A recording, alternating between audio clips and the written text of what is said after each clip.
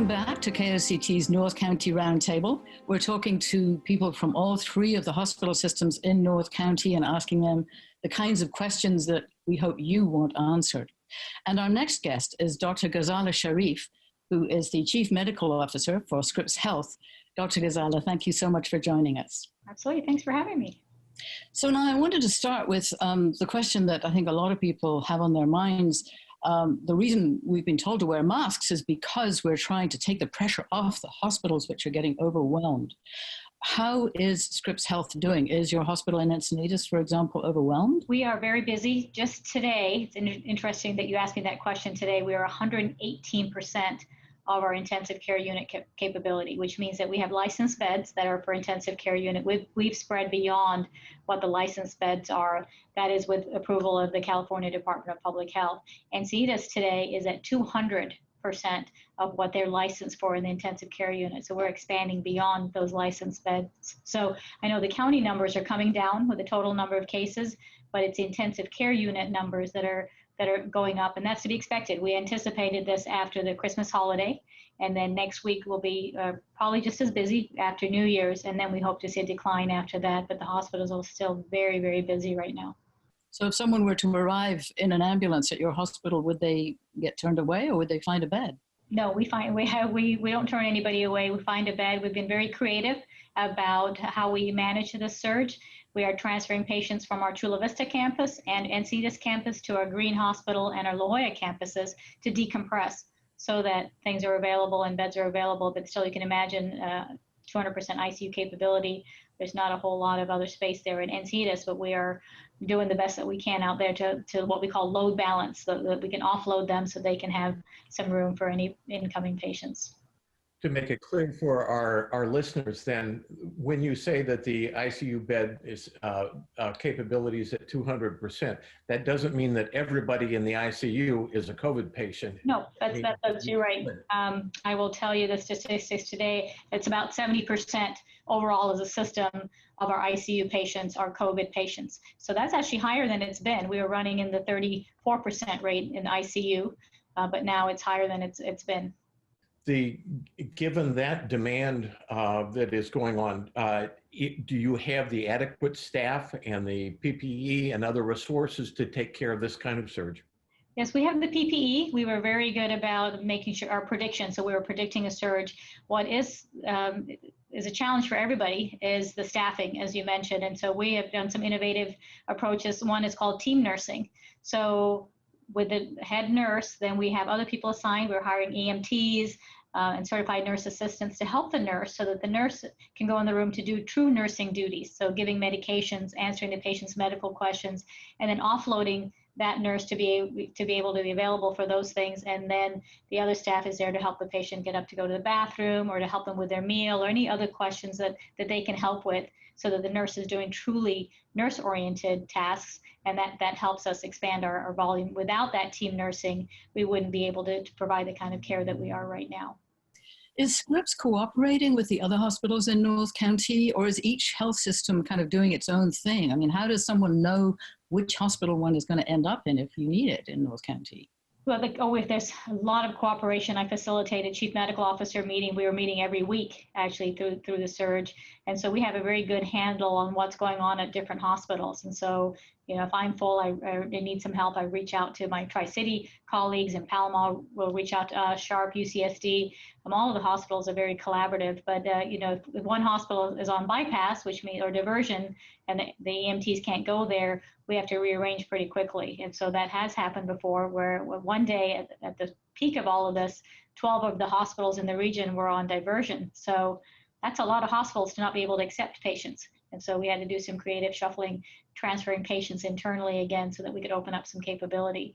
So we do work very, very well together. I think one of the silver linings in all of this will be that Chief Medical Officer group. I know that the chief executives have been meeting as well, and we join them with the county to collaborate. But that Chief Medical Officer group is something that we will continue well beyond COVID because of all the collaboration. We share protocols, the team nursing, how are you doing it? How can we do it better? And so it's been a very transparent process, and it's a group that I'm very, very fond of, and we text over the weekend. It's just nice to have a group to collaborate with. and commiserate with sometimes. We all are facing the same issues, so it's nice to know that we're not alone. Can you give us a description of the status of your vaccination rollout? Yes, we finished this last weekend alone. We finished up our first round of healthcare workers with the second doses are going on at the same time. It's pretty complex, Kent, as you can imagine. This is not a simple vaccine. You know, when you show up for your flu vac, it's one shot and you're done. This is a two-part series, and then there's just such restrictions around it. If it's Pfizer, you mix it up and you have to use it within 6 hours. Right. And so it's not as easy as traveling around. And so the coordination around that and not knowing exactly how many doses we're going to get from the county has added another layer of complexity to all this. And it's not the county's fault. You know, they get it from the state and the state gets it from the Fed. So there's a cycle of time there. So when we finished this last weekend with our healthcare workers, we had some doses left over. We got another small quantity from the county. And so we didn't want to wait. We know that it's really important to get this into our patients as fast as we can, especially our high-risk patients. Our average death age is 71 years of age. So, you know, every one of those is somebody's loved one. You know, it's not a statistic. And so that's why we went as quickly as we did. So Friday, we'll have given 6,800 doses to our patients over 65. With the shipment we just got yesterday, we're expanded to 11,000 by Sunday, and that's about all that we have right now.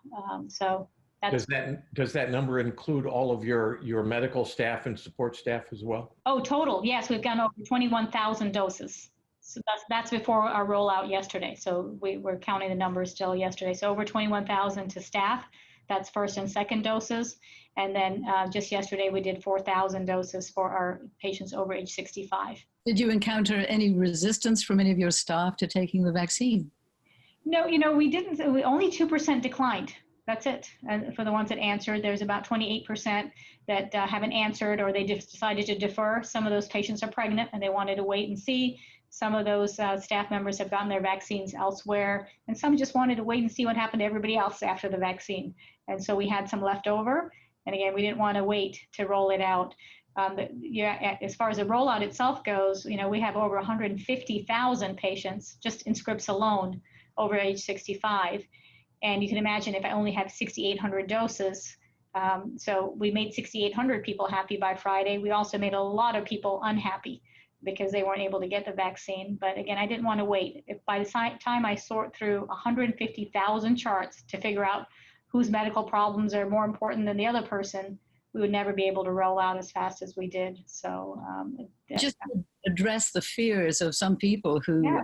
Surprising number of people appear to have fears, and there were more people who had adverse reactions at the Petco Park vaccination event recently than was expected.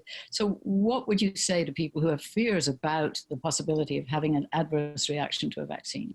I think the best thing to do is to talk to their physicians about the concerns that they do have. But we've only had a few allergic reactions. The rest have been the ones that we were expecting, you know, the swelling and the arm pain and some fever and chills. But I'll tell you that hasn't been the concern. There are more people that want the vaccine right now that don't want it. And so I think what our task right now is to get the vaccines into people that want them. And then we'll go back through and find out the ones that don't want to get it. But right now there's such a demand, frankly, that we want to try and get it out as fast as we can. You talked about getting it out as fast as you can. I know the CDC requires you to report any unused or spoiled vaccine. Has that been a problem at all? No, we have not. Yesterday, I think throughout this entire time, they may be 7 doses that we weren't able to account for, and that really was early when we were trying to transition from one to the next team. Other than that, yesterday we had 3 extra doses at La Jolla. The team drove those 3 doses to Encinitas so that we could administer it to some staff members that had declined earlier. And so the team is efficient. The fact that they drove it all the way to Encinitas was pretty remarkable, and that shows the teamwork that we have just in Scripps alone. I read that there was some concern by somebody in the newspaper today saying that she wasn't able to get a vaccine at Scripps without registering on a website. And, you know, there is a lot of, especially the older population, that don't necessarily have access to websites. What can you say to people who are afraid they'll never get a vaccine if they don't have their skills on the computer? Yeah, it is. To your question earlier, it's very complex. The reason we have to have them go through that process is because we have to report every single dose. to the state and to the county. And so that's a way to track the doses as well and to be able to give them the follow-up appointment. So I understand that frustration. So I'd ask them to have some patience. I do believe that we'll be getting more vaccines, and as it becomes more readily available, then we'll be able to do walk-ins. Right now, we can't do that because the vaccine is so complicated. And so I need to know how many are coming so I can mix up the right amount of doses so that we don't waste any. To have just a free-for-all would really be complicated, and to have 100,000 people, trying to get in to get their vaccine on one day would be very complicated. But I do think as we get more vaccine available, we can plan that a little bit more. And so I would ask them to be patient. And if they have a friend or someone that can help them, for Scripps anyway, to get the app so that we can notify them, as soon as we get the doses, we're sending out a message letting our patients know that we have a few slots available. That would be my best advice. Have you had problems with your phone systems being overwhelmed at any of your GPs and so on? We're getting a lot of phone calls from patients that think that they can just call their private doctor and get the vaccine. It's just not available that way. The doses are too small. We did have the very first day of rollout, which was Monday. We had 9,000 patients trying to log on at the same time, which it's hard to anticipate that. So there was some delays there. But we, some lessons learned about, how do we do this maybe a little differently, but we wanted to be fair. Again, we wanted everybody to get the same opportunity at the same time. I could have sent emails through the day, but then how do I decide, can't you get in, Allison doesn't get the email? It just wouldn't be very fair. And so we wanted to get all the 80,000 people that we sent it to try and get it at the same time, to be equitable. And that's really important to us at Scripps. And so, yes, so we had that glitch where everybody's trying to get on at the same time. But some people got through and they're in the system. So how many doses do you have now available to give out through the end of this week? It's all taken. All the slots are taken through Sunday. So by Sunday will be 11,000. Yesterday's 11,000. I just got today I got half of that. So 900 doses. And that's all I have left. And so we'll open that up. I'm just doing another check to make sure that that's the right number.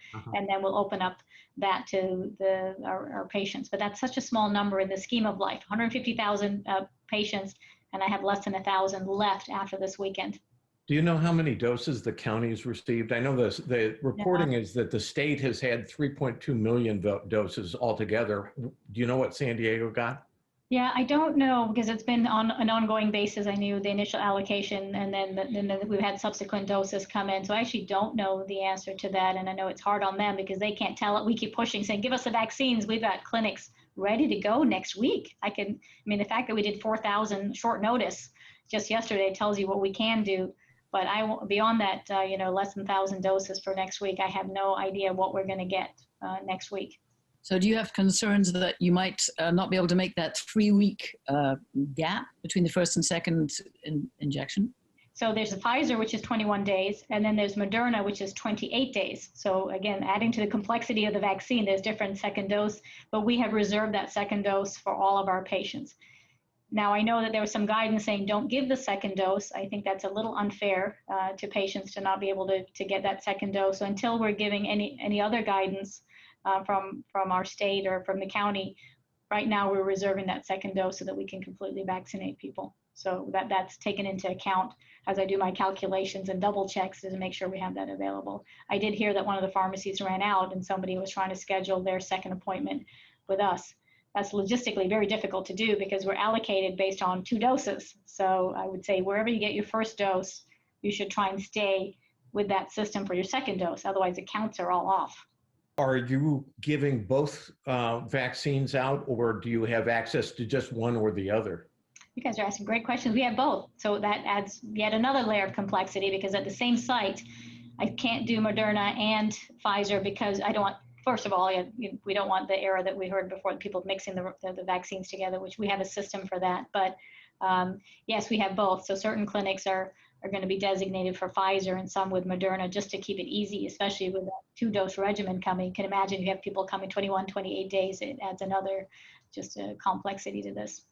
Do people have a choice though, or do they just? No, it's, whatever we have available. I think at this time, we can't offer a choice. And so if you want the vaccine, come and get what we have available. And I would really highly recommend that people don't wait on their healthcare provider, whoever it is. If it's Tri-City, if it's Sharp, Scripps, don't wait for us to get you that vaccine because the quantities are so limited. So if you get a spot at the county, if you get a spot at one of the pharmacies, be your own advocate and find a spot there, because I can't guarantee any more than I already have in my hands. So I don't want them to wait on us. As you look at the impact that this virus has had on your hospital operations, have you seen any significant drop in necessary procedures because of people who are afraid of the COVID virus, afraid to come into the hospital? It's the idea of heart disease procedures, cancer treatment or surgery, that sort of non-virus related illness. We did for sure when we had the first surge. To give you an example, when we hit surge back in June and July, we had 127 patients in the hospital. We thought that was surge. At our peak, this surge, we had 500 patients in the hospital with COVID. So you can see that's just dramatically different just from there to now.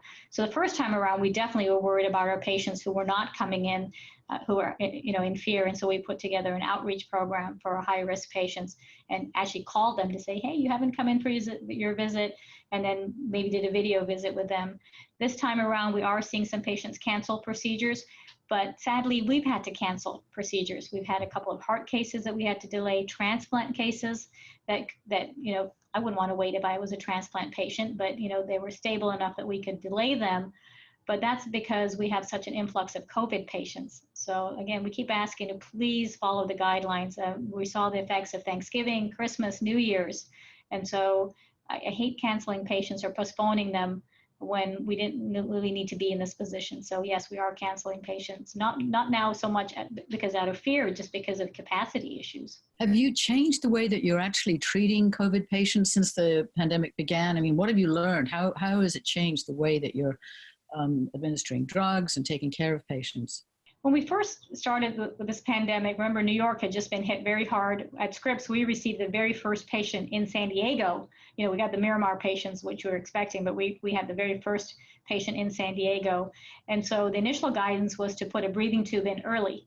And then we found out very quickly, again, through the country, that might not be the best thing to do. And so we went to what we call proning, where we literally put the patient on their stomach for hours during the day just to alleviate some of the tension on the lungs.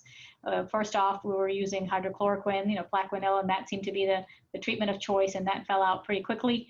And so that's not really a treatment option anymore, although it keeps coming back again, recircling. That was one thing. But I think not trying to put the breathing tube in as fast, using high flow oxygen is one thing that we've learned. And then inpatient, we have a drug called remdesivir. And then simple steroids, dexamethasone, came around the corner. Initially, we were told not to use steroids, and then that study came out showing steroids are actually helpful. So those are the two inpatient medications we're using right now. And then on the outpatient side, we have monoclonal antibodies. The president did get Regeneron, which we heard about in the news. And so we have both Eli Lilly and Regeneron available to our patients that meet criteria. And that's on the outpatient side. So it's exciting to have something, but it's very restrictive. You have to have underlying disease and cardiac disease or lung disease to be able to qualify, diabetes. And so it really isn't for the general population yet. So not much in the outpatient field unless you are, in the strict criteria for those two drugs. For people who do not have the disease, but are interested in prophylactic techniques, I guess, do you have any thoughts on vitamin D, on vitamin C, some of that sort of conversation? And zinc is the other one that you'll hear about as well. And I think, as long as you don't take toxic levels, we hate people that, have people taking vitamin A because they think that'll help with that and their acne. But you know what, you don't want to overdose yourself too much so that you start getting different issues. But if you're staying within the guidelines, I take vitamin D myself every day. And so I think it's a good idea, regardless of COVID, it's a good idea. But I think you do have to be careful to not take too much of those supplements. I'd like to thank you very much, Dr. Sharif, for joining us and talking to us today.